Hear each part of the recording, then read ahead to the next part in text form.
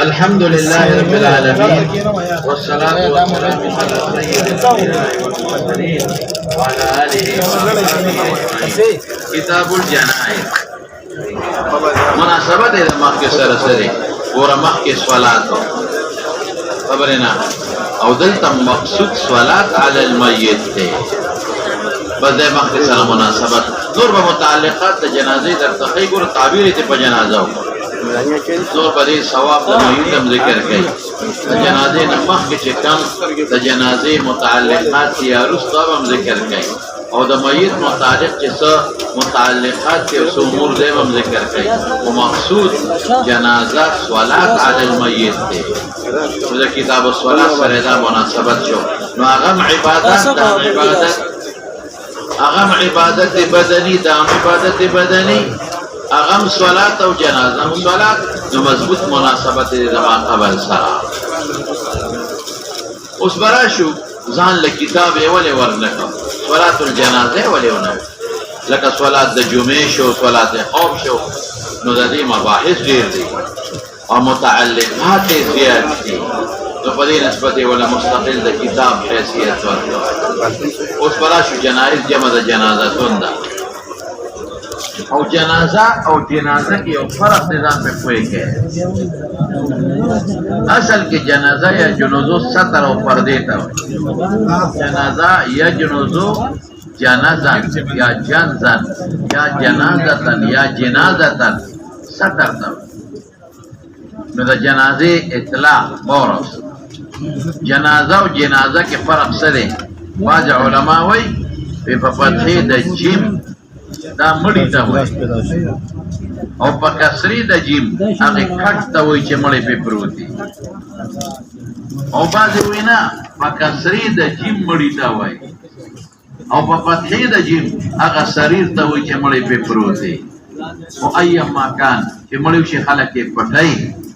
دارنګې په هغه مړي چې څادر واچي کټ هم ورسره پټ شي نو په دې نسبت جنازه ورته ویلې کېږي باب ما جاء في الجنائز ومن كان آخر كلامه لا إله إلا الله ګوره ما وویل کنه چې هغه مبادي د جنازې او متعلقات ذکر کوي وهب ابن منبه ما ویلو دا امام او وهب دواړه رونه او د حضرت ابو هريره رضی الله عنه شاګردان دي نو وهب ابن منبه تسوق وی أليس لا إله إلا الله مفتاح الجنة دغه حدیث کې خدغه سره راغلی دی چې من كان آخر كلامه لا إله إلا الله دخل الجنة دې مناسبت دا مفتاح د جنت دی نو قال هو بلا ولنا ولكن ليس مفتاح إلا له أسنان دا مفتاح نه مگر غیله غاخي وي الګه کده یو کنجه غاخي ني نو هغه غاخو باندې چې پکینی نو دروازه جنده په کولاویږي نه غاخي وي فجئت بمفتاح لو اسلام فتح لك والا لم يفتح لك دغرنګ دا اعمال صالحه څومره دي غاخي دي او بستاسو خیالي درته یو بل وای بعضی غاخي ټکی بعضی تشي بعضی بار لوټي بعضی دن کويږي په دا بهر راوته غاخي دا اعمال صالحه دي او دا دنن غاخي دي هغه منکرات او قبایح ځان بچساتي ابدشي نو دا بغیر د کوجه د پاره دا غاخي فکر دي اعمال فکر راځي نو پر پسې تمام ته ځان لږ تکړهږي به وبه قال حدثنا موسى بن اسماعيل قال حدثنا مهدي بن ميمون قال حدثنا واصل بن احدب عن المعرور بن سويد عن ابي ذر رضي الله عنه قال رسول الله صلى الله عليه وسلم اتاني آت من ربي فاخبرني او قال بشرني انه من مات من امتي لا يشرك بالله شيئا دخل الجنه فقلت وان زنى وان سرق قال ما كتاب الايمان کې ویل دخل الجنه مستحق دخول وان زنى وان سرق کنور اعمال وزني دخول ولي بشي او کنور دي نقصانوي بشي او مستحق دخول د جنت دي یعنی په ګناه کبیره د ایمان نوزي او دا خوارج او معتزله باندې نو تفصیل پکې دي چې ویل دا قال حدثنا عمر بن حفص قال حدثنا ابي قال حدثنا الاعمش قال حدثنا شقيق بن عبد الله رضي الله عنه قال رسول الله صلى الله عليه وسلم من مات يشرك بالله دخل النار وقلت انا من مات لا يشرك بالله شيئا دخل الجنه حديث ثابت باب الامر باتباع الجنائز وبه قال حدثنا ابو الوليد قال حدثنا شعبة عن الاشعث قال سمعت معاويه بن سويد بن مقرن ذر عن البراء بن عازب رضي الله عنه قال أمرنا النبي صلى الله عليه وسلم بسبع ونهانا عن سبع أمرنا باتباع الجنائز وعيادة المريض وإجابة الدعوة ونصر الممدود وإبرار القسم ورد السلام أمر كذا وجوبي كذا استحباب اتباع الجنائز فرق فائدة لو صرف شاء ونهانا عن آلة دين شكنا جنازولا وسمنس خطول خلق بقي سوك اخبال كوكي كي سوك جماعت کی جنازي لغو بخاص لیتا دي نطول خلق وخاص لیتا دین شي دنیا روزگار بسوک کئی کم بزی نفر دے کے پائی شو او گورا دے کے بیان نکتے ذہن کے راضی رستو بدے کے اب اختلاف راضی تو جنازی نرستو التلف ذلی کما زمان دے امام ابو حنیفہ رحمت اللہ علیہ پنیس جنازی نرستو التلف ذلی اختلاف را روان دے صبر کاؤ دا زمان دلیل شدا بزقبل و دلائل و اتباع الجنائز او اتباع ستوی لکی گئی رستو ورپس روان دے دا زمون غټ دلیل شو شابه دي وخاتم الذهب والحرير والديباج والقسي والاستبرق وبه قال حدثنا محمد قال حدثنا عمرو بن ابي سلمة عن الاوزاعي قال اخبرنا ابن شهاب قال اخبرني سعيد بن المسيب ان ابا هريره رضي الله عنه قال سمعت رسول الله صلى الله عليه وسلم يقول حق المسلم على المسلم خمس رد السلام وعياده المريض واتباع الجنائز واجابه اتباع هذا ما دليل شو شابه وتشميت العاقل والجداء دليله اخذ بر ابن عازب هذا حضرت ابو هريره رضي الله عنه دي تابعه عبد الرزاق قال اخبرنا معمر وروان حق وجوب استحباب دون الاولدي عياده المريض مستحب عند الكل تشميت العاطس مستحب عند الكل عن عقيل باب الدخول على الميت بعد الموت اذا ادرج في اكفانه وبه قال حدثنا بشر بن محمد قال اخبرنا عبد الله قال اخبرنا معمر عن الزهري قال اخبرني ابو سلمة ان عائشة رضي الله عنها وعن زوج النبي صلى الله عليه وسلم اخبرته قالت اخبر ابو بكر على فرسه من مسكنه حتى نزل فدخل المسجد فلم يكلم الناس حتى دخل على عائشة رضي الله عنها فتيمم النبي صلى الله عليه وسلم وهو مسجد ببرد حبرة وكشف عن وجهه ثم كب عليه فقبله. باب دخول فميت بعد الموت شکل فأدرج في أكفانه نو دا خو کفن نو خدا صادر به حضرت جبریل جوله ہو یو قول پکې دا دی او دغه صادر کفن شو اگر چې غسل نه لري ورکړی شي دغه کفن نو په دې به مونږ قیاس کوو کنه چې په کفن کې مدرج وي نو بیا ور داخلي دی شي دا به ثم بكى فقال بأبي أنت يا نبي الله صلى الله عليه وسلم لا يجمع الله عليك موتتين أما الموتة التي كتب الله عليك فقد متها قال أبو سلمة فأخبرني ابن عباس أن أبا بكر خرج وعمر يكلم الناس فقال اجلس فأبى فتشهد أبو بكر فمال إليه الناس وتركوا عمر فقال أما بعد فمن كان منكم يعبد محمدا فإن محمدا قد صلى الله عليه وسلم قد مات ومن كان يعبد الله عز وجل فإن الله حي لا يموت قال الله عز وجل وما محمد إلا رسول قد خلت من قبله الرسل إلى الشاكرين والله لكأن الناس لم يكونوا يعلمون أن الله أنزل حتى تلاها أبو بكر فتلقاها منه الناس فما يسمع بشر إلا يتلوها وبه قال حدثنا يحيى بن بكير قال حدثنا ليس عن بكير عن ابن شهاب قال أخبرني خالد بن زيد بن ثابت أن أم العناء امرأة من الأنصار بايعت النبي صلى الله عليه وسلم أخبرته أنه اقتسم المهاجرون قرعة فتعار لنا عثمان بن مظعون فأنزلناه في أبيات عثمان بن مظعون رسول الله مبارك ظاهر او په مدینه منوره کې د هجرت نه پس لومبه دی وفات شوی فوجع وجعه الذي توفي فيه فلما توفي وغسل وكفن في اصحابه دخل رسول الله صلى الله عليه وسلم فقلت رحمة الله عليك پتا ہے دا خدای رحمی ابا الصائب کلیه عثمان بن مظعون یا ابا الصائب فشهادتي عليك ذا گواہی کوم پتا دما گواہی دا یعنی اشهد شهادتي لقد اكرمك الله دلته ډیر وته کنه ځکه شهادت نشي ویلې دا یاد ساته چې شهادت لفظ د یو میت لپاره نشي استعمالولی یقینا نشي ویلې چې دا ما یقین دی چې جنت تر الله خاتمه څه پته لګي بل د انسان د باطن او د ظاهر څه پته لګي تا ته یو سړی په ظاهر کې مسلمان ښکاري د خدای په نسبت هغه مسلمان دی او بل دا دی چې څه پته لګي کله یو ګناه دا سکړي چې باغې الله خپه دی دا مولانا صحابه کرام ته د قبر عذابون راغلي دي مخکې نه تیر شوی انهما لا يعذبان وما يعذبان في كبير يا ده حضرت سعد بن معاذ متعلق راضي جزمه کا پیراجو تشما بني عبد صالح باندې بیا ته اخواش نو مولانا سے دا لفظ چې زه گواہی ورکوما یو دا خطرناک دی تبا غالب ګمان وې چې دا سړی ماته مسلمان ښکاري د جنازه په غالب ګمان دی لمبو هم د غسل ورکوم د دعا مو ته کوم ماته مسلمان ښکاري غالب ګمان بداوي یقینا او شهادت لفظ خود سميع القلب لري د مشاهده نه دي تر باطن مشاهده په کې پوریا دویم یو نقطه وره دویم دا چې د پیغمبر په مخ کې په مغیبات او حکم دا ډېر خطرناک دی اسه کزان له قومه نو دا څومره لوی خبره نه ده خو د پیغمبر په مخ کې په مغیباتو ځکه اکرمک الله اکرام خو په قبر او په آخرت کې دی د دې نه خو پیغمبر الله خبري هم چې غواړي نو ته د پیغمبر مخ کې دا خبره ولیکې دغه څه یو عائشې صدیقې یو ځل یو ماشوم مړو نو ښکاره خبره د ماشومانو متعلق تاسو ته ما ویلي د مسلمان ماشوم په جنت ته به راجح قول هم دغه دی نو عائشې وی عصفور من عصافیر الجنه رسول الله مبارک باغی تم غصه شو وی تا ته څه پته لګي چې عصفور من عصافیر الجنه علماء لیکي چې دا خبره خدای عائشې په حقیقت بنا ولې په غصه شو نو جواب دا چې د پیغمبر په مخ کې حکم د مغایب باندې او په غیب اوسیدونو باندې د پیغمبر په مخ کې حکم کول دا نامناسب دی زه به هغې یو مثال درکړم یو سړی د یو مسلې تپوس وکړي او تا ته مسله معلومه یو ټیک مې ورته جواب ورکړي استاد دې ناست دی چې څوک دا مسلې نه خبر یې هغه استاد دې ناست دی ورته جواب ورکړي رښتیا وایي استاد له خفګان ورځي که نه ورځي استاد څه کوي چې هغه نور شاګردانو له خفګان ورځي چې دومره ډاډهتوب ولې کوي نو پیغمبر موجود دی او بیا حکم د حاضر امور نه دی حکم د معلومات ظاهریه نه دی حکم د چا دی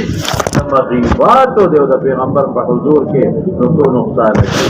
یو لفظ د شهادت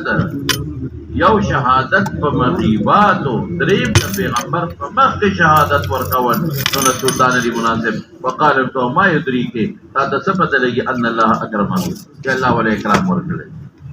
بعض دلته غوسه شي چې ته شهادت به مشاهده نه ماخوذ دی تا مشاهده کړې ده د دې عزتونو تا د څه پته لګي فقلت بأبي أنت بلان من درنا قربان بين التبديل ومن يكرمه الله إن لم يكرمه ولا مقدر کا ددن الله عزت کو نه چاله بول پر دلیل مضبوط دی ذکر مسلمان دی او د اولین مؤمنین نه دی من المؤمنین الاولین او په مکه کې تکلیفات تیر کړی دي او بیا هجرت کړی دی او بیا مهاجر دی او په هجرت کې وفات دی فقال اما هو هل كذا عثمان دی فقد جاءه اليقين مرغ لنا والله اني لارجو له الخير زموږ د خیر امید د دې امور د وجنه لیکن یقیني خبره والله ما ادري د نه پوهېږم او د رسول الله چې ما يفعل به بل روایت کې ما يفعل به دی او دې کې ما يفعل به دی دواړه به جوړو کما يفعل به شي الګ راجح دی فزیات روایاتو کې ما يفعل به دی فاکثر روایاتو کې ما يفعل به دی فزیات روایاتو کې نو ما ثبت لي ما يفعل به الا ان يخبرني تاب خبر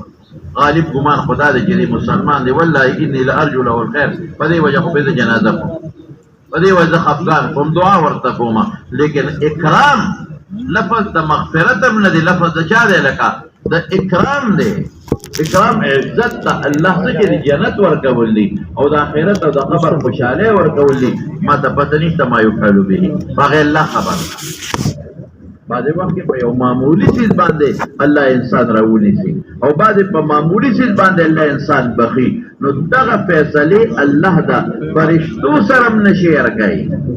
په دې فرشتې ملایکې مقربین هم نه دي خبر کړی خدای الله خوښه ده چې الله په قبر کې عذاب ورکوي که نه ورکوي الله قبر کې چاله داسې وکړي د جنایزو کې به راته تاسو وایم چې وجود یې محفوظ وي د چا وجود خوري د چا زر خوري کې د چا څه مدفس خوري کې چاله په قبر کې فوري خوشحالی شروع شي او چاله وروسته شروع شي د قبر نه پاڅېدل دي بیا د آخرت په میدان کې په حشر کې ودرېدل دي بیا پولیس ورات ته څوک لکه برېښنا تېر شي څوک به کاجاوید الخیل وغیره څوک جنت ته دخول اولی راشي څوک ثانوي راشي نو دا فیصلې د بنده په اختیار نه دي دا څه شی دی لکه د الله په قوت او که ته اعمال نو عمل خو سبب موجبه نه ده خو اماره ده دخول د جنت خو د الله په فضل کېږي په عمل خو نه کېږي او چې کوم ځای کې عمل ته نسبت د دخول د جنت شوی دی نو ما درته ویلي دي چې من حیث په دې کې دا مفضي دی دا اماره ده دا نخه ده دا مفضي ده نو عمل ته نسبت کېږي نو تاسو په شرع قاعد کې ویلي دي چې عقابه عدل وثوابه فضل نو اکرام لفظ ما تم پته نشته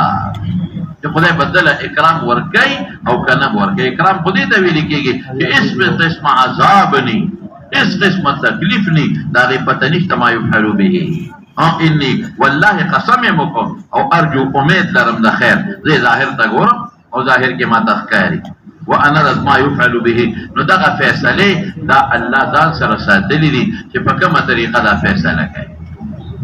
ازو کوئی شوی پا خبر دیکھ چا سر صلاح نکی پیغمبران با سفارش کی صرف دمر دا بعضی او کی کم دے کہ ما یفعل بی دے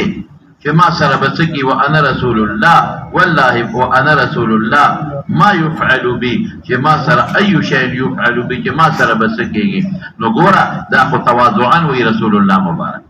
لکه قسم د سړي په زړه باندې چې کلم د یره غالب شي او راشي او خیرت متوجي شي و چې خدای ته ما سره سکه تواضعا عجزا انکسارا دا لفظ پیغمبر مبارک او دا تم استعمالول شي چې خدای ما سره به تسکه پروردگارا د دې خواته زما اعمال ډیر دي بل تستا رحم او ستا احسانات ډیر دي دا غي شکریا کې با زما دا ټول اعمال شامل شي او کبه نشي رسول الله مبارک چې ډېر عبادت کو سره پاره وکاو افلا اكون عبدا شکورا تورمت قدماه نرادي او بار باندې رب اغفر لي ما قدمت وما اخرت پټي مې یو ښکارې وای نو دا سوی ما یفعل بی یا خود تواضعا انکسارا وی چې ما سره بس کېږي بل وی باندې په تکبر الله خپکی او یادا چې ما یفعل بی دې د پاروي چې د ځان متعلق چې د شفیع د مذنبین او به ځان متعلق د فیصله نشم کولی د بل چا متعلق د بس تسکه فیصله کې زه نشم کولی او د ځان متعلق د پیغمبر ما او یادا چې مراد نه غ تفاصیل مراد دي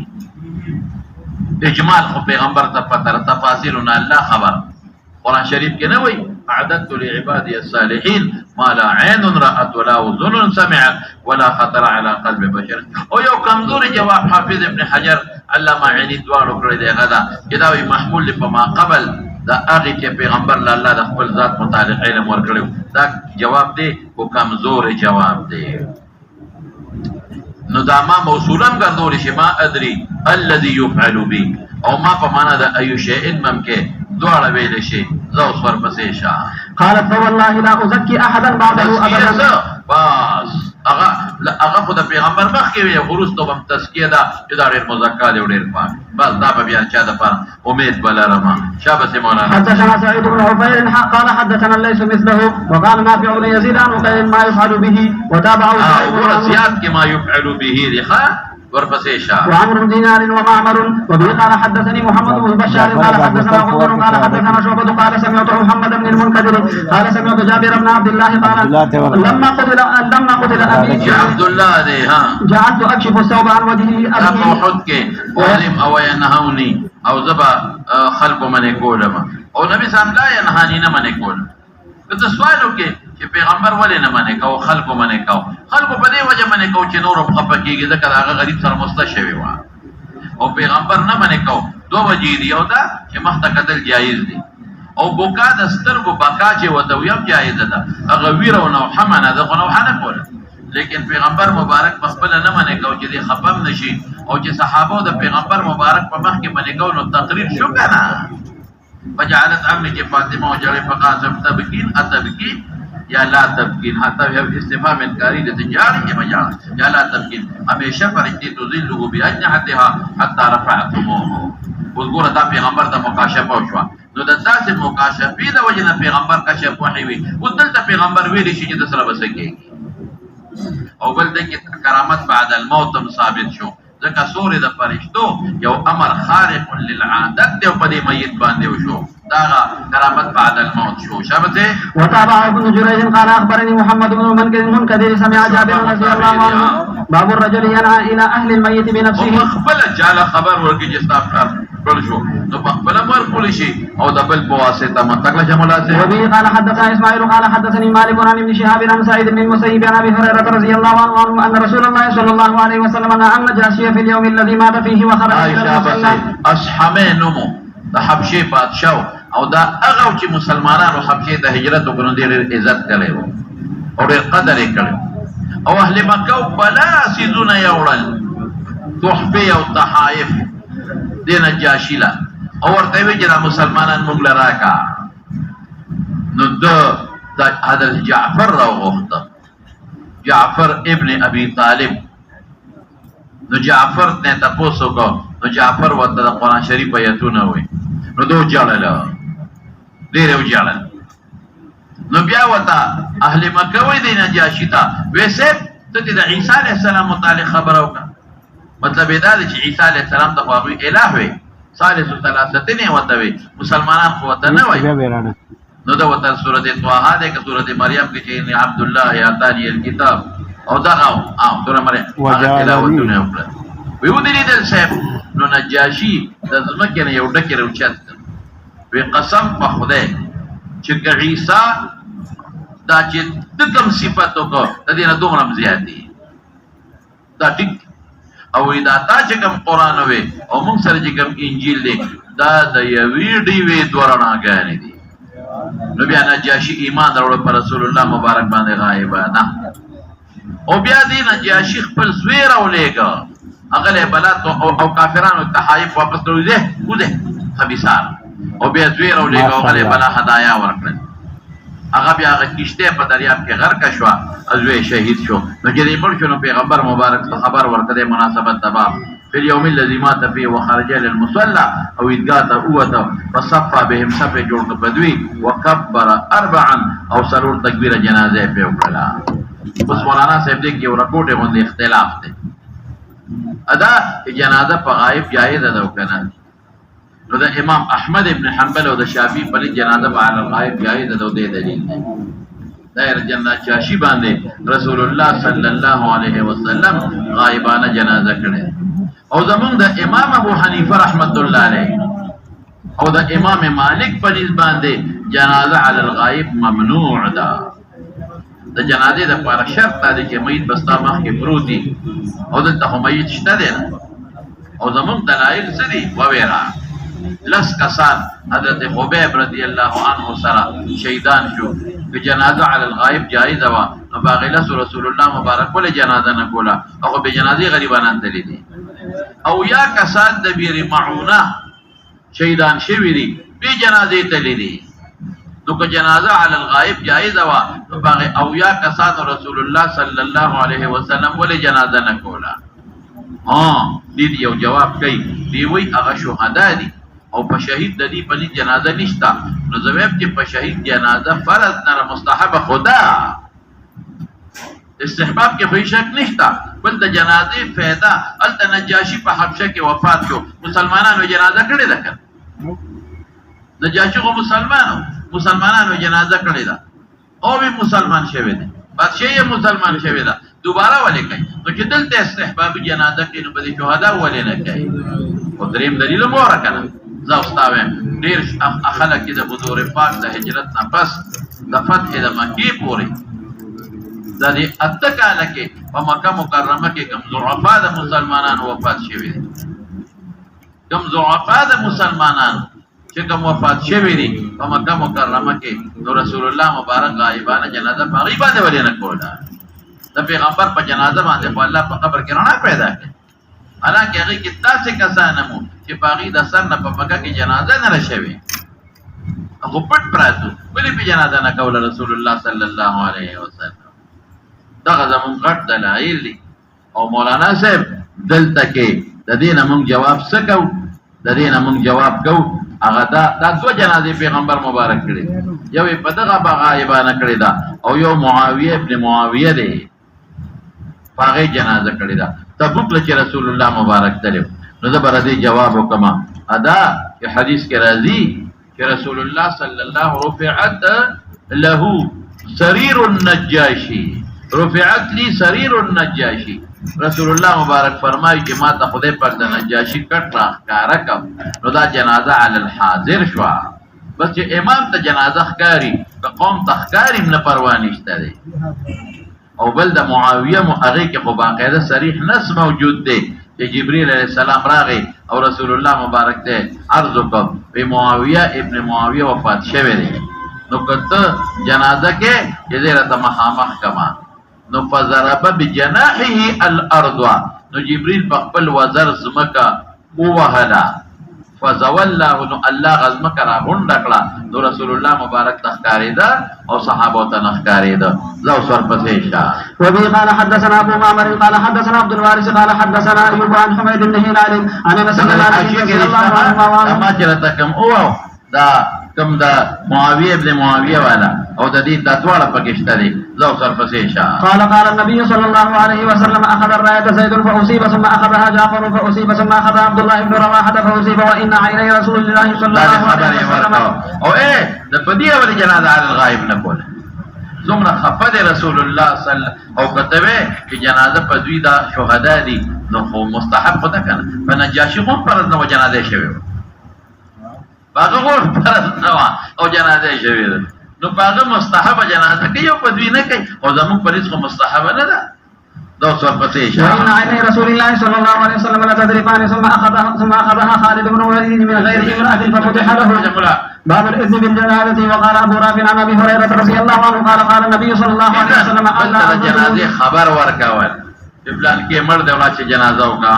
وبي قال حدثنا محمد قال اخبرنا ابو معاويه عن ابي اسحاق الشيباني عن الشعبي عن ابن عباس رضي الله عنهما قال مات انسان كان رسول الله صلى الله عليه وسلم يعوده فمات بالليل فدفنوه ليلا فلما اصبح اخبروه فقال ما منعكم ان تعلموني قالوا مناسبت واحد کې ته اطلاع ورکه بیا دا هغه خو حاضر راځي کنه راځي ها كان الليل فكرهنا وكان ظلمه ان نشق عليك فاتى قبره بس دا په قبر جنازه خصوصیت د رسول الله مبارک صرف فقهاو لیکلي دي چې په هغه قبر جنازه کول شي چې هغه مړی به جنازې دفن شي انو بیا څونه وخت پورې کول شي نو بعض حضرات به میاشته پورې په کول شي څوک سلوي خلاص یادای لیکن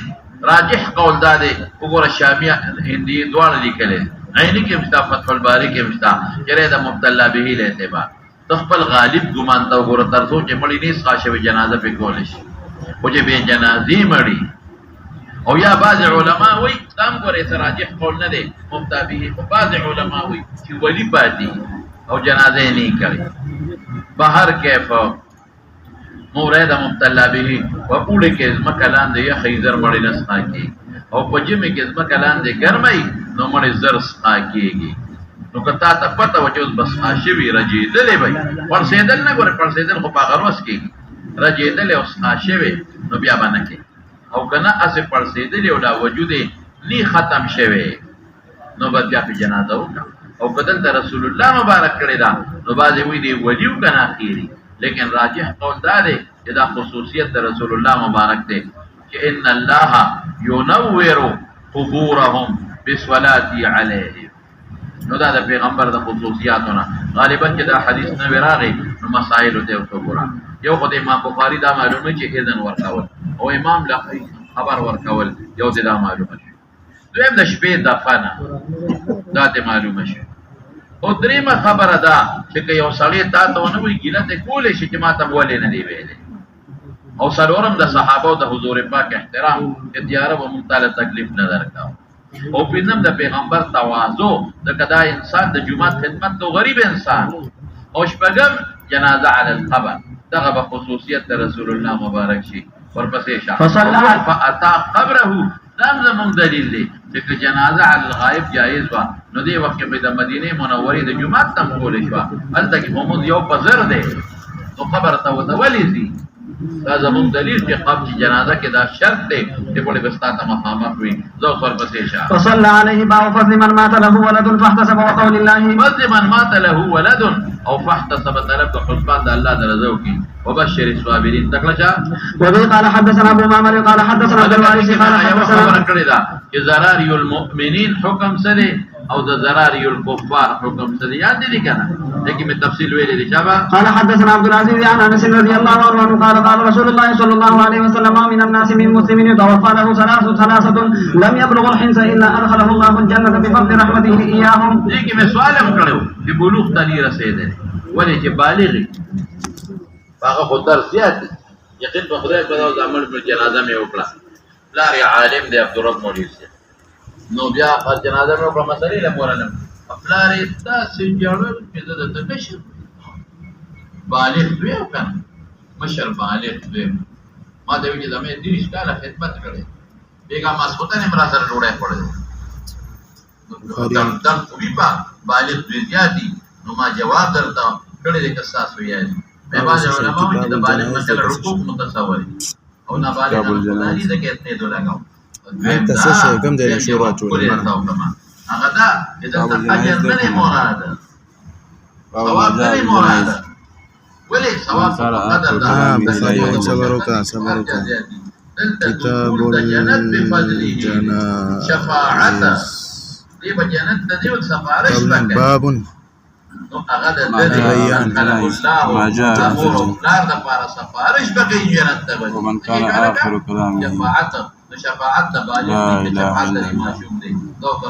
وبه قال حدثنا مسلم قال حدثنا يوم جاء في الجنائز ومن كان آخر كلامه رضي الله عنه ان النساء قلن للنبي صلى الله عليه وسلم اجعل لنا يوما فوعدهن فقال اي امرأة ما والله تذكر دا وای حکیم نے پیغمبر مبارک دا پتہ نہیں لگی گنا خود دې لگا دا مادر رضی ومن كان بآخر كلامه لها ثلاثة من الولد كن لها حجابا من النار نار مؤبدا يا متقي دخول دنار شابا. فقالت امرأة واثنان قال واثنان وقال شريك عن ابن الاصبهاني مات لها اثنان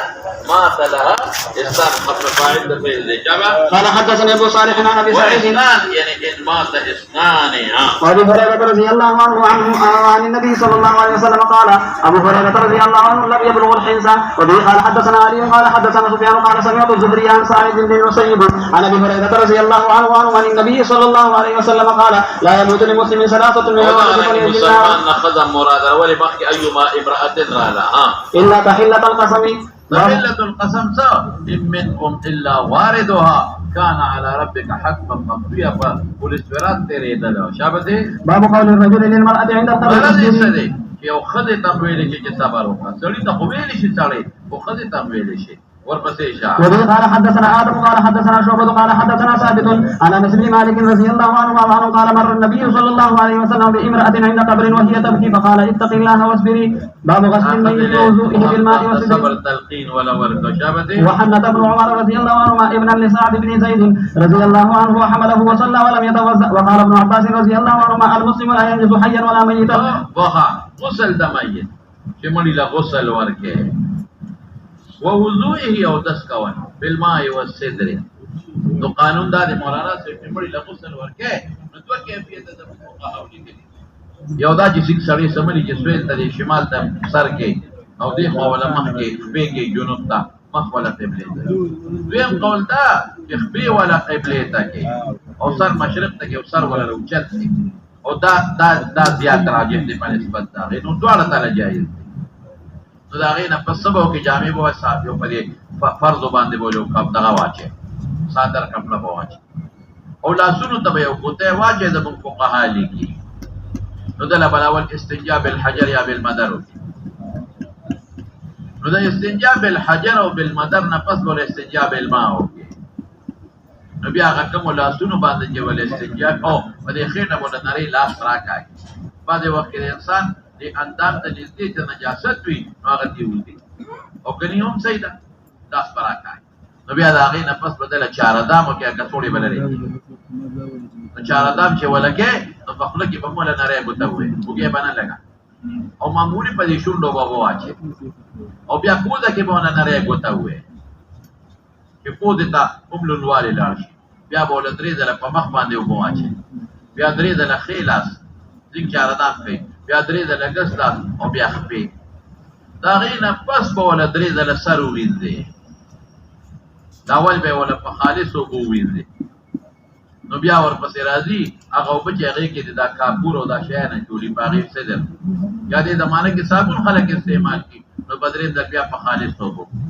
نو بیا یو کس به رسري د طرف یې لږ سکزل کړي ګس طرف ته نو ښې طرف به وله درې ځله ووینځي نو بیا به وله ګس طرف درې ځله ووینځي خلاصه شوه خبره دا د مړي غسل شو نو بیا به وله کفن ورکړي د کفن بیان درته کوم وحنث ابن عمر ابنا د سعید ابن زید سعید ابن زید ابن عمرو ابن نوفل دا هغه د ماما هغه زوی د ماما زوی دی حنود خوشبویي ده حنود یو خاص خوشبویي لکه دا وله په تندي او دا اودس په اندامونو او مګیلاقه خبره ده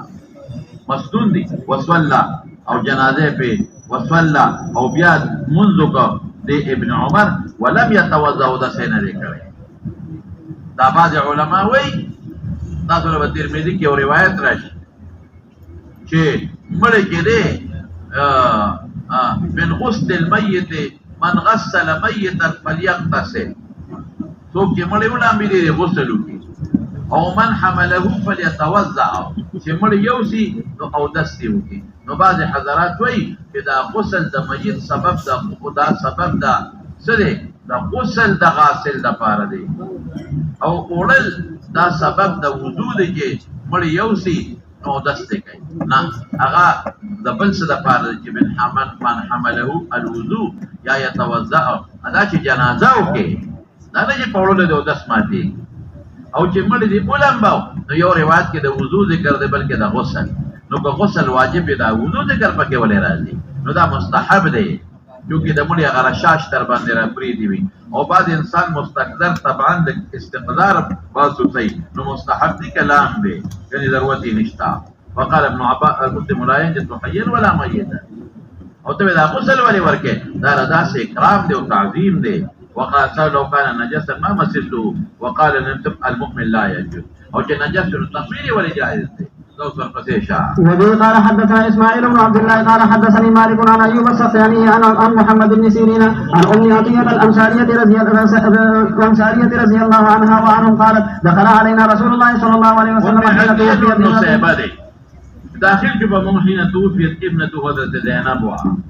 داخل شو ويغسلنها ثلاثا او خمسا دريكا يا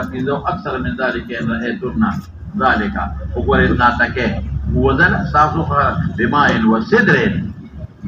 دا د بیرې پاڼې به وګو کیو ګټ کولی صابون خونو او بستغي شخيري بوزي نو اوس هم ډېر اوس د بیرې پاڼې نه چي اوس به صابون استعمالي الکه مسنون اوس هم د بیرې پاڼې دي خیر که صابون استعمال کا واجب د بیرې پاڼې چې تونه تداشي او غني بیا صابون استعمال کا وجعلنا في الاخره كافورا شيئا كافور اخر کې لک کافور دا زموږ یو زموږ په وطن کې د کافور ګولې دي دا نه دي کافور ځان نه مستقل حکیمان خرڅوي کافور په اخره کې وګو کې واچوا او یا د اودس په اندامونو مګه د حشرات در ناراضي دي مړی دا پیدا فرقتن فاذنني ما خبر کې فلما فرغنا اذناه فاتاناه فاعطانا حقه حق ولن توي اصل کې بڑے ته ویلنګ خلک بڑا ور کوي وقال اشعرنها شعار ګرځي ما دي لول ایاهو ثاني مراد اصل راوی د ایاهونه ازار د پیغمبر مبارک او حدیث ډېری خبري معلومه شي یو خدای غسل چل خدای دا ته معلومه شو بل زنانه ولا بل زنانه غسل ورکی دا ته بل معلومه بل غسل کې ځدی ناتکه وټر ثلاثن خمسن یا داغینا یا او بل د بیر پانه او کاپور په استعمال وان او بل تبرک به آثار النبی صلی الله علیه وسلم کې ورکو او د دې په ضمن کې تبرک به آثار صالحین هم دي احادیث نبی دې کړه مسائل له موضوعات ما چا بده باب ما يستحب ان يغسل وترا وبه قال حدثنا محمد قال اخبرنا عبد الوهاب الثقفي عن ايوب عن محمد عن ام عطيه رضي الله عنها وعنه قالت دخل علينا رسول الله صلى الله عليه وسلم ونحن نغسل ابنته فقال اغسلنها ثلاثا او خمسا او اكثر من ذلك بماء وسدر وجعلنا بالاخره كافورا فاذا فرغتن فاذنني فلما فرغنا اذناه فالقى الينا حقه فقال اشعرنها اياه فقال ايوب حدثنا حدثتني حفصة بن حديث محمد. هغه جامه چې وجود سره لګي دا ولا وجود سره وجنګوي ها. وكان في حديث حفصة رضي الله عنها يغسلنها. اذا سړو دا سو جامې د کفن دي او د خذو سودي باب پکې را روان دي ها. وترا وكان فيه 3 أو 5 أو 7 وكان فيه انه قال ابدأوا بميامنها. منها کی طرف ولا مخ کې ما خو د توفید تفصیل وې کنه شابه وما جاء الوضوء منها ولا مخ کې دي نو تاسو ثابت شو شابه. وكان فيه ان ام عطية رضي الله عنها قالت ومشطناها من غمس لها اي رأسها 3 قرون او 3 قرون مدي جوړ کړل بس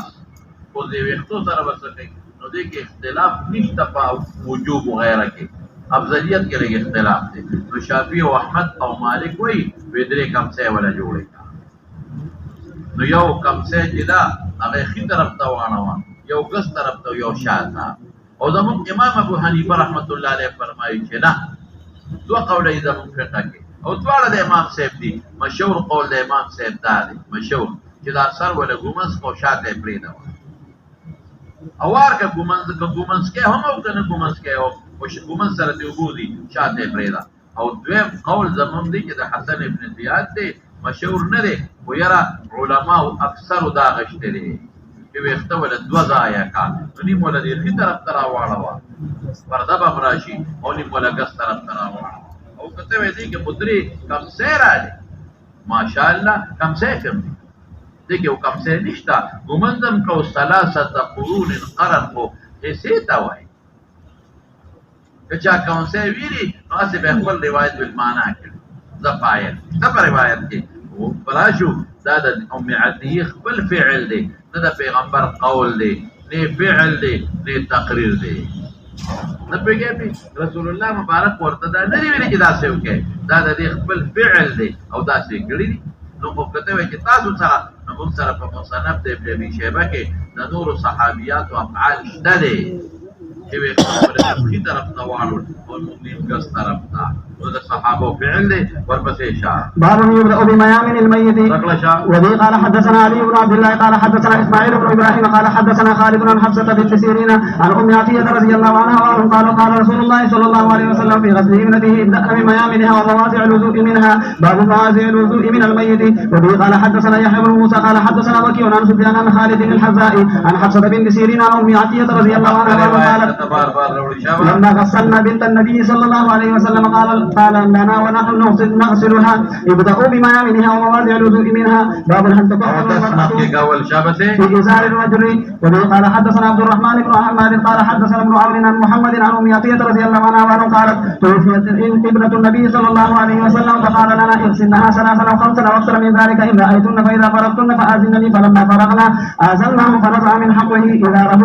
وقال أشعرها إياه. باب يجعل الكافور في الأخيرة. وبه قال حدثنا حامد بن عمر قال حدثنا حماد بن زيد عن أيوب عن محمد عن أم عطية رضي الله عنها وعنه قالت توفيت إحدى بنات النبي صلى الله عليه وسلم فخرج النبي صلى الله عليه وسلم فقال اغسلنها 3 أو 5 أو أكثر من ذلك إن رأيتن بماء وسدر وجعلن في الآخرة كافورا أو شيئا من آفور فإذا فرغتن فآذنني. قالت فلما فرغنا آذناه فألقى إلينا حقه وقال أشعرها إياه. وعن أيوب عن حفصة عن أم عطية رضي الله عنها وعنه بنحوه وقالت إنه قال اغسلنها 3 أو 5 أو 7 أو أكثر من ذلك إن رأيتن. قالت حفصة رضي الله عنها قالت أم عطية رضي الله عنها وجعلنها رأسها 3 قرون. دي بخبل 3 قرون يعني 3 حصے ها. باب نقض شعر المرأة. ويختص بردان ما تاسو تروي چې دا میت د پاره دا غسل چې دی دا د تنظیف د پاره تطهیر د پاره نه دی ځکه خو په کافور وغیرہ هغه مګي نو نقض دا شعر د نجس خو نه دی دا میت صحابه کرامو تقبیل کړی دي خیر پر رسول الله مبارک کو قیاس نور مکوا و دې چراغ ابو بکر مقبوله کړ دارنګي نور اموات چې دي هغه تقبیل شوی دی په نسائی کې بدل روایت راشي ان شاء الله العزیز. وقال ابن لا باس ان ينقض شعر المرأة کیونکہ تنظیم دے نو دا حائض د تنظیم د پاره وختس پڑی دا عائشہ روایت نه تیر شوی بدل تم ولا اوس پڑا الاجابه دے. قال حدثنا احمد قال حدثنا عبد الله بن وهب قال اخبرنا ابن جريج قال ايوب وسمعت حفصة بنت سيرين قالت حدثتنا ام عطية رضي الله عنها انهن جعلن راس بنت النبي صلى الله عليه وسلم 3 قرون نقضناه ثم غسلناه ثم جعلناه 3 قرون. مناسبت د باب صحابيات دے رسول الله مبارک بدن دی ویلی ها. وقال الحسن والخرقة الخامسة. او د خد 1500 بی دی مولانا سے یو صوبه به داسې وکړي چې په دې پخېدانو کې به راته وکړي والا نیمه به د نامه نه به شروع کړي نو لاندې به یې بوځي نو یو حصه به یې ګس طرف ته راوباسي او بله به ښي طرف ته راوباسي دا د ښځې دپاره یو کپړه دا شو او دویمه کپړه سره هغه به له په سینه د پاسه ور واچوي سینه بند ورته وایي او دې ړومبۍ ته لنګ وایي ښځې او درېیمه صوبې کمیس دی د هغې د پاسه به کمیس واچوي ناګنډلې د ګیټو د ښه د سړي کمیس کې دی او د ښځې کمیس دلته فرق نه لري د ګیټو نه پورته پورې او دوه نورې صوبې دي یو ته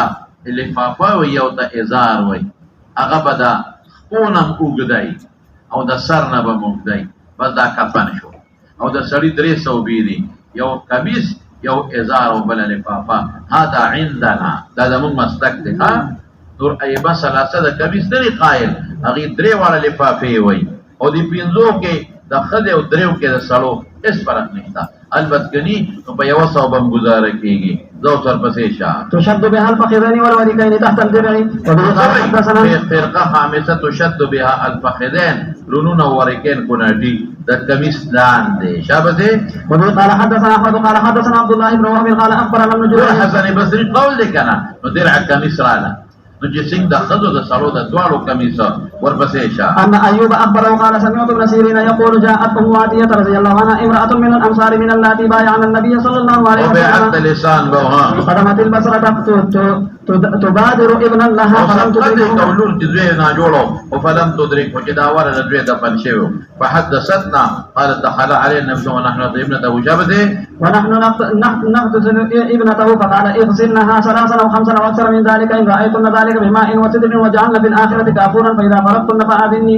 فآذنني قالت فلما فرغنا ألقى إلينا حقه فقال أشعرنا إياه ولم تزد على ذلك ولا أدري وزعم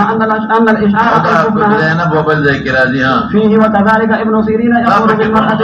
وكذلك كان ابن سيرين يأمر بالمرأة أن تشعر ولا تؤذر شلن ولا موى بس تشعر شعار ولو كان نو منغا بوي لن بولا نوي لنګ لکه څنګه په جمدونه انسان لنګ و یا پردوګو دا خو نشته دور پسې شه باب هل يجعل شعر المرأة ثلاثة قرون دا هغه مسأله ده شابه وبه قال حدثنا قبيس قال حدثنا سفيان عن هشام عن ام الزبير عن ام عطية رضي الله عنها وعنه قالت زفرنا شعر بنت النبي صلى الله عليه وسلم تعني ثلاثة قرون وقال وقيل عن سفيان ناصيتها وقرنيها باب يلقى شعر المرأة خلفها ثلاثة قرون وبه قال حدثنا مسدد قال حدثنا يحيى بن سعيد عن هشام بن حسان قال حدثتنا حفصة عن ام عطية رضي الله عنها وعنه قالت توفيت احدى بنات النبي صلى الله عليه وسلم فاتانا النبي صلى الله عليه وسلم منالي وقبل رستم تعني ثلاثة قرون شابه فقال اغسلنها بالصدر وترا ثلاثا او خمسا او اكثر من ذلك ان رايتن ذلك وجعلنا في الاخرة كافورا او شيئا من كافور فاذا فرغتن فاذنني فلما فرغنا آذناه فألقى إلينا حقه فظفرنا شعرها ثلاثة قرون وألقينا خلفها कौन से न वे खुदा कौन से पहचान दरे हिस्से वे हां باب الثياب البيض للكفن تفصيل ما हुए وبه قال حدثنا محمد بن مقاتل قال اخبرنا عبد الله قال اخبرنا هشام بن عروة عن ابيه عائشة رضي الله عنها وعنهم ان رسول الله صلى الله عليه وسلم كفن في ثلاثة اصواب يمانية بيض سحورية من كتب خذي ويا مسألة صا ويدري بالفافي وكمس بني او دې دلیل دی ليس فيها قميص ولا امامه او مولانا صاحب موږ سره د جابر ابن سمره روایت دی یعنی کښتا كفن رسول الله صلى الله عليه وسلم في ثلاثه اصواب قميص وازار ولفافه تموي یاد کوا كفن رسول الله صلى الله عليه وسلم في ثلاثه اصواب قميص وازار ولفافه د جابر ابن سمره روایت ته ابن عدي په کامل کې راوړی دی او سند یې مضبوط دی محشر ما غدي لیکل دی ها حاشیه کې د ما په یاد درته وې په دې زمانہ د دینه هغه کمیس مراد به چې ګڼډلې شوی مخیط چې ګڼډلې شوی کمیسي ليس فيها قميص هغه کمیس چې په جون د استعمال امام تاسو ته وې د تطبیق د روایت شو چا به دي باب الكفن في ثوبين په پرون درته کړی دا زو سر پسې چې کوم سړی د امامي عادي وي ابن عمر دی واقعه هغه وفات کړو امامه وته ویل دا حدیث مرفوع په دې ته خو د صحابي فعل پکښتا وبه قال حدثنا ابو النعمان قال حدثنا حماد عن ايوب عن سعيد بن جبير عن ابن عباس رضي الله عنهما قال بينما رجل واقف بعرفه اذ وقع عن راحلته فوقصته او قال فاوقصته قال النبي صلى الله عليه وسلم اغسلوه بماء وسدر وكفنوه بثوبين ولا تحنطوه ولا تخمروا راسه فانه يبعث يوم القيامه ملبيا. یو سړی په احرام کې مړ شو سبا سره کوي مولانا صاحب په احرام کې مړ شو نو امام شافعي احمد یو خالي امام ابو حنیفه او مالک بل خالي هغه وی په سر بوله نه پټه همدا قصې پرېدا او امام ابو حنیفه رحمت الله علیه او مالک سے موزاعی وغیرہ هغه وی نصر ولا پټکا بیا درته کې د اختلاف په اولا او په غیر اولا کې او وجوب او عدم وجوب کې نه هغه دا دلیل نسی كفروا في ثوبه ولا تحنثوا خوشبو مپورے کوا او سر مپټ کوا فانه يبعث يوم القيامه ملبيا لبيك نو محرم له خوشبو پورے کول ممنوع دی نه په لګي خوشبو محرم له سر پټول ممنوع دی نه پټه او زموږ امام ابو حنیفه رحمت الله علیه فرمایي چې نه چې د میت عام کم حال دی هم اقص وسراو کا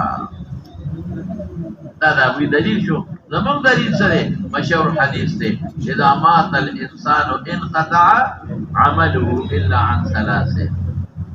عمل نه ختم شو نو چې عمل ختم شنو سر ولا نه پټه ویږي په عمل ختم شو دی په حکم د محرم کې واستله او کته دل تراغلی دي دا د صحابي خصوصیت ته وإن الله يبعثه يوم القيامة إن الله يبعث المحرم الذي بين شوي يبعثه ضمير دي سړي تراجه دي نو تطبیق د روایت وبرش التوي انقطع عمل وعمل ختم شو او د احرام عمل جکل ختم شو نو بیا خوشبوئی پورے کولی سرم پټولې او اے مولانا دیو استدلال ستاسو خطاب نه دی ولې تدوین ځکه چې محرم خو کسر پټ کسب لازميږي دم لازميږي خوشبو پورې کسب لازميږي دم دی خدای قائل نه دی نه په مړی راځي نه د مړی په مال کې راځي ځکه نه راواله پیدا کته عمر دې ما پښته کنه کسی کې په مال کې دین خلاص ہے دین الله خلاص کا کنه الله خدای کوي کنه د دې دې نه قائل د استحباب قائل دمخ کلال شوا شابه باب الحنوط للميت عائشہ صدیقہ رضی اللہ تعالی عنہا نشاط پوچھ سے دا متبرانی کې د مصنف د ابن ابي شيبه کې د چې محرم مرشي په حرام کې څه وتر وکړو افعلوا به كما يفعل بالميت كم عام مړي سره کیږي او مخ سره وکي ورپسې شمالان وبه قال حدثنا قتيبة قال حدثنا حماد عن ايوب عن سعيد بن جبير عن ابن عباس رضي الله عنهما وعنه قال بينما رجل واقف مع رسول الله صلى الله عليه وسلم بعرفة اذ وقع من راحلته فاقصعته او قال فاقعته فقال رسول الله صلى الله عليه وسلم اغسلوه بماء وسدر وكفنوه في ثوبين ولا تحنطوه ولا تخمروا راسه فان الله يبعثه يوم القيامة ملبيا باب كيف يكفر المسلم وبه قال حدثنا ابو النعمان قال حدثنا يكف يا لا يكف يكف ولا يكف سمانا يكف هغه کمیسه هغه ګندلی شوی او لا نو اصل کمیس خدا دې چې مکتوب بنی ګندلی شوی بنی لیکن که ضرورت او بل ونه نو بیا خیر دی جواز اشتا شابه وبه قال حدثنا ابو النعمان دغه احد شهدا غریبانان خو بغیر د کمیس دفن شوی دي کمیسونه کوم دی یو صوبه وا شابه قال حدثنا ابو عوانة عن ابي بشر عن سعيد بن جبير عن ابن عباس رضي الله عنهما وعنهم ان رجلا وقصه بعيره ونحن مع رسول الله صلى الله عليه وسلم وهو محرم فقال النبي صلى الله عليه وسلم اغسلوه بماء وسدر وكفنوه بثوبين ولا تمسوه طيبا ولا تخمروا راسه فان الله يبعثه يوم القيامه ملبدا وبه قال حدثنا مسدد قال حدثنا حماد بن زيد عن عمرو وايوب عن سعيد بن جبير عن ابن عباس رضي الله عنهما وعنه قال كان رجل واقف مع النبي صلى الله عليه وسلم بعرفة فوقع عن راحلته قال ايوب فوقصته وقال عمر فاقرعته فمات فقال اغسلوه اغسلوه بماء وسدر وكفنوه في ثوبين ولا تحنتوه ولا تخمروا رأسه فإنه يبعث يوم القيامة. قال أيوب يلبي وقال عمر ملبيا. باب الكفن في القميص الذي يكف أو لا يكف ومن كفن بغير قميص. وبه قال حدثنا مسدد قال حدثنا يحيى بن سعيد عن عبيد الله قال حدثني نافع عن عبد الله بن عمر رضي الله عنهما وعنهم أن عبد الله بن أبي لما توفي جاء ابنه إلى النبي صلى الله عليه وسلم فقال أعطني قميصك أكفنه فيه وصل عليه واستغفر له. فأعطاه قميصه فقال آذني أصلي عليه فآذنه فلما أراد أن يصلي عليه جذبه عمر فقال أليس الله نهاك أن تصلي على المنافقين؟ فقال أنا بين خيرتين قال استغفر لهم أو لا تستغفر لهم إن تستغفر لهم 70 مرة فلن يغفر الله لهم. فصلى عليه فنظرت ولا تصلي على أحد منهم ما تعبد ولا تقوم على أن يسلم أجل من قومه مقتل لا جيب بطالهم لا ولي ما نبي كبخنا قوارق لني بخم جنادين هنا ما نكب القوم في قضية مسلمان نرد لي بأمانك وأنجابا. وبه قال حدثنا مالك بن إسماعيل قال حدثنا ابن عيينة عن عمرو بن سمع جابرا رضي الله عنه قال أتى النبي صلى الله عليه وسلم عبد الله بن أبي بعد ما دفن فأخرجه فنفخ فيه من ريقه وألبسه قميصه. باب الكفن بغير قميص. وبه قال حدثنا ابو نعيم قال حدثنا سفيان عن هشام أحمد وذا جابي دليل زيادة لك عن عروة عن عائشة رضي الله عنها قالت كفن النبي صلى الله عليه وسلم في 3 أصحاب سحول كرسب ليس فيها قميص ولا عمامة. وبه قال حدثنا مسدد قال حدثنا يحيى عن هشام قال حدثني أبي عن عائشة رضي الله عنها أن رسول الله صلى الله عليه وسلم كفن في 3 أصحاب ليس فيها قميص ولا عمامة. قال أبو عبد الله أبو نعيم لا يقول 3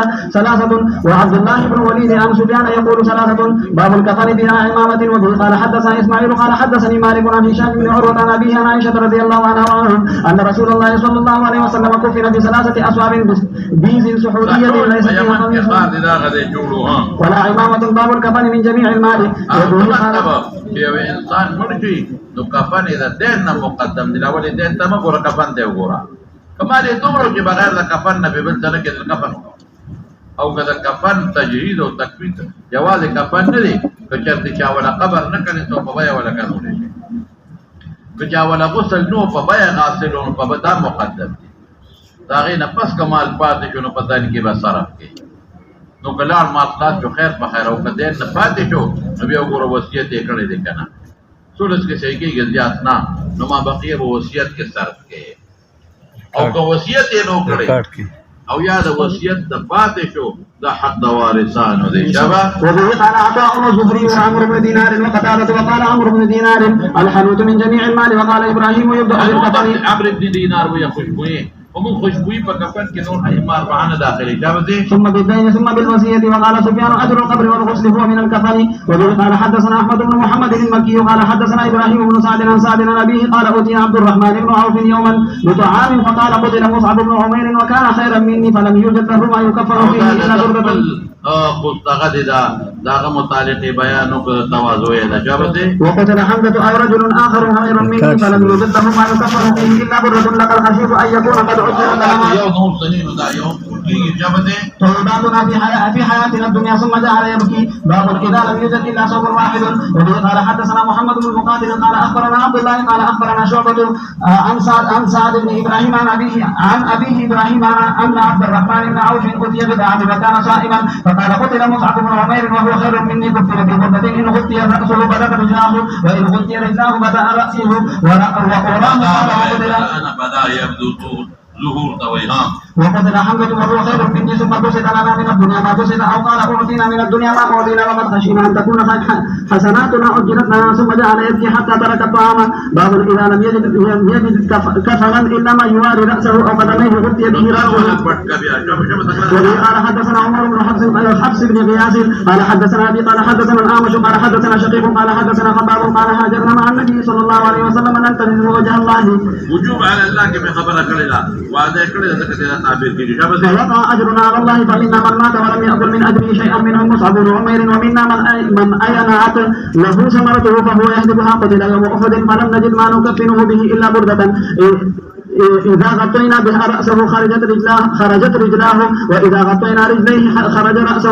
رأسه فأمرنا النبي صلى الله عليه وسلم أن نغطي رأسه وأن نجعل على رجليه من الإذخر. باب من استعد الكفارة تیار کفن وساتي